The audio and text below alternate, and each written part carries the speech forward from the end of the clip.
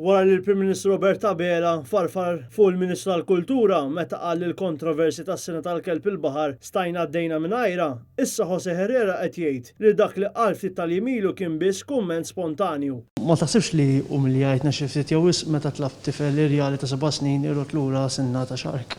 Ma tlabx tifel ta' 7 snin biex jirrot lura l-ebda artifatt. This is a side passing comment. Dinna tat spin. Ovvjament tat spin u allura l-spin hija li umiljatna mhux dak li għatien. Jiena li għatien huwa fl-isfond ta' xtejt il-liġi Maltija. Jiena qatt illi jiena ħanġib xi artifatt minn barra. Iżda r-rapportaġġi fil-medja internazzjonali jgħidu mod ieħor. Bil-Ministru baqa' jinsisti li din is-sinna li ngħatat lil Prinċep George feluq sninu minn Sir David Attenborough għandha tkun irritornata lejn Malta biex tkun esebita f'mużew lokali.